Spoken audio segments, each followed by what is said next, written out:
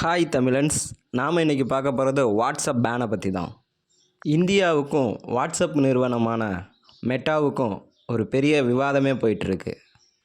WhatsApp நிறுவனம் இந்தியாவை விட்டு போகிறத தவிர எங்களுக்கு வேறு வழி இல்லை அப்படின்னு சொல்லியிருக்காங்க, அதுவும் சுப்ரீம் கோர்ட்டில். இதை பற்றி முழு விவரத்தையும் வாங்க பார்க்கலாம். இது தமிழன்ஸ் தமிழ். நான் அகிலப்பிரியன். ஆமாம், அப்படி என்ன தான் நடந்துக்கிட்டு இருக்கு வாட்ஸ்அப்புக்கும் இந்தியாவுக்கும்? என்ன மேட்ரு அப்படின்னு கேட்குறீங்களா?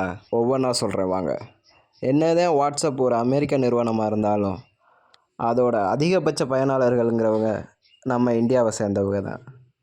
இந்தியாவில் மட்டும் 487.5 மில்லியன் யூசர்ஸ் இருக்காங்க வாட்ஸ்அப்புக்கு. இந்தியாவில் இவ்வளோ பெரிய மார்க்கெட்டை வச்சுருக்க ஒரு நிறுவனம் இப்படி ஒரு வார்த்தையை சொல்கிறதுக்கு என்ன அவசியம் வந்துச்சு அப்படின்னு நீங்கள் நினைக்கலாம். ஆனால் இந்தியாவுக்குன்னு ஒரு பாலிசி இருக்குங்க.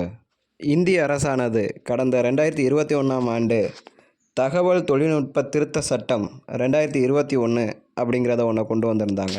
அந்த சட்டத்தோட முக்கிய நோக்கமே வாட்ஸ்அப், ஃபேஸ்புக் போன்ற சமூக வலைதளங்களை கண்காணிக்கிறது தொடர்பான ஒரு சட்டம்.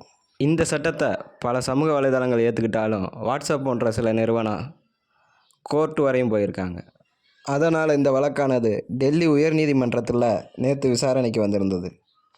இதில் வாட்ஸ்அப் நிறுவனம் என்ன சொல்லியிருக்காங்கன்னா, வாட்ஸ்அப்புங்கிறது ஒரு ப்ரைவசி சம்மந்தப்பட்ட ஒரு ஆப் ஆகும்.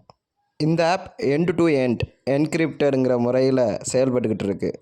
இந்த எண்ட் டு எண்ட் என்கிரிப்டடுங்கிறது என்னதுன்னா, ஒருத்தர் வாட்ஸ்அப் மூலமாக மெசேஜ் பண்ணுறாருன்னா அதை பெறுபவர் மட்டுமே அதை படிக்க முடியும். இடையில இருக்க யாராலும் அதை படிக்க முடியாது. அது வாட்ஸ்அப் நிறுவனமாகவே இருந்தாலும். இந்த ப்ரைவசியின் காரணமாக தான் நிறையா பேர் இந்த வாட்ஸ்அப் யூஸ் பண்ணுறாங்க. அந்த ப்ரைவசியையே உடைக்கிற வகையில் இருக்குது இந்த சட்டம் அப்படின்னு வாட்ஸ்அப் நிறுவனம் கோர்ட்டில் போய் விலக்கு கேட்டு மனு தாக்கல் பண்ணியிருக்காங்க. இது போன்ற ப்ரைவசியை உடைக்கும் விதி வேறு எந்த நாட்டிலும் கிடையாது, ஏன் பிரேசிலில் கூட கிடையாது என்று வாட்ஸ்அப் நிறுவனம் கூறியுள்ளது. இந்தியாவை போன்று வேறு எந்த நாடும் என்கிரிப்டட் செய்யப்பட்ட மெசேஜினை டீக்ரிப்டட் செய்யுமாறு கேட்கவில்லை. நாங்களும் இந்தியாவிற்காக மட்டும் இதனை செய்ய முடியாது என்று வாட்ஸ்அப் கூறியுள்ளது. மேலும் டீக்ரிப்டட் செய்வதற்கான தொழில்நுட்பமும் எங்களிடம் தற்போது இல்லை என்று கூறியுள்ளது. இதை செய்வதற்கு அதிக ப்ராசஸ் தேவைப்படுவதனால் இதை செய்ய இயலாது என்றும், மேலும் இது தொடர்பாக கூறும்பொழுது எங்களை கட்டாயப்படுத்தினால் நாங்கள் இந்தியாவை விட்டு வெளியேறுவதை தவிர வேறு வழியில்லை என்று கூறியுள்ளது. இந்திய அரசு தரப்பு வழக்கறிஞர் இன்றைய காலகட்டத்திற்கு இத்தகைய சட்டமும் செயல்முறையும் மிகவும் அவசியமானது என்று கூறியுள்ளார். இருதரப்பு விவாதங்களையும் கேட்ட நீதிபதி அவர்கள் இந்த வழக்கை ஆகஸ்ட் 14ஆம் தேதிக்கு ஒத்திவைத்துள்ளார். இதுபோன்ற சட்ட திருத்தங்கள் இன்றைய காலத்திற்கு தேவைப்படும் ஒன்றாகவே இருக்குது. இதுபோன்ற சட்டங்கள் தவறு செய்பவர்களை மட்டுமே பாதிக்கின்றது, தனிப்பட்ட ஒரு வாடிக்கையாளரை பாதிப்பது கிடையாது. ஓகே ஃப்ரெண்ட்ஸ், உங்களோட கருத்துக்களையும் கமெண்ட் செக்ஷனில் சொல்லலாம்.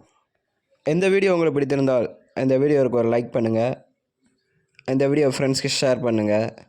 இன்னும் நம்ம சேனலை சப்ஸ்கிரைப் செய்யவில்லை என்றால் இது போன்ற அப்டேட்டுகளுக்கு நம்ம சேனலை சப்ஸ்கிரைப் பண்ணுங்கள். ஓகே ஃப்ரெண்ட்ஸ், பாய். இது தமிழன்ஸ் தமிழ்.